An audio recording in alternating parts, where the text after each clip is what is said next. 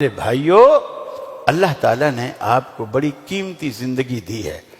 جس طرح آپ دنیا کے بارے میں سوچتے ہو نا، کوئی بھی چیز لینے جاتے ہو، مٹی کا برتن بھی لیتے ہو تو انگلی سے ٹھوک بجا کے دیکھتے ہو کہ کہیں ٹوٹا ہوا نہ ہو۔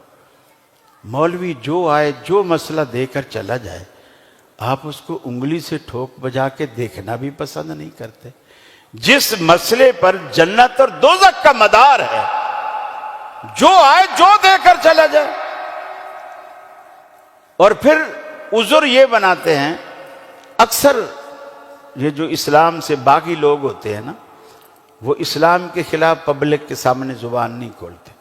ان کو جو موقع ملتا ہے مولویوں کے خلاف بات کرتے ہیں، کیونکہ مولوی کے خلاف بات کرنا آسان ہے، اسلام کے خلاف کریں گے تو پبلک مارے گی۔ تو وہ یہ کہتے ہیں جی ہمیں تو مولویوں نے لڑا رکھا ہے، مولوی نے لڑا رکھا ہے، ہمیں غلط مسئلے بتاتے ہیں، یہ پہلے سارے ایک ہو جائیں پھر ہم بھی ایک ہو جائیں گے، مولوی نے لڑا رکھا ہے۔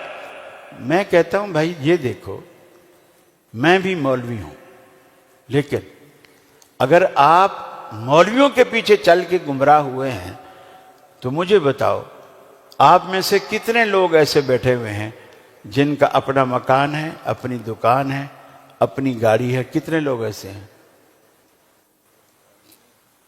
اگر سارے نہیں ہوں گے تو کم از کم آدھی مسجد تو ایسا ہوگا نا۔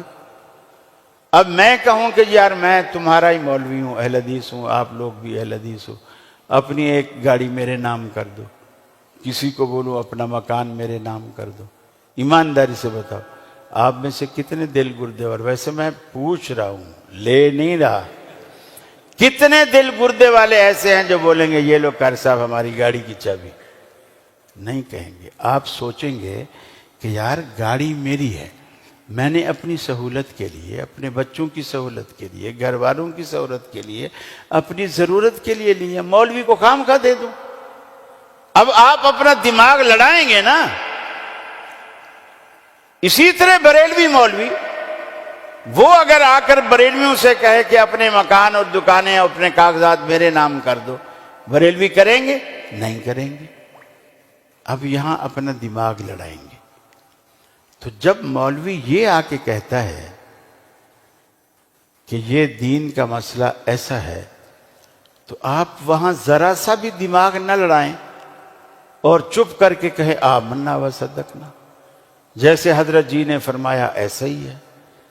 تو یہ تو پھر قیامت والے دن اللہ آپ سے پوچھے گا نا کہ جب دنیا میں تم اتنا سیانے بنتے تھے تو آخرت کے کام میں تمہیں کیا سانپ سونگھ گیا تھا؟ جب کیوں نہیں سوچتے تھے؟ جب کیوں نہیں سوچتے تھے؟ قرآن خود کہتا ہے افلا یتدبرون القرآن ام علی قلوب اقفالها۔ ارے تم قرآن پہ غور و فکر و تدبر کیوں نہیں کرتے؟ تمہارے دلوں پہ تالے پڑے ہوئے ہیں کیا؟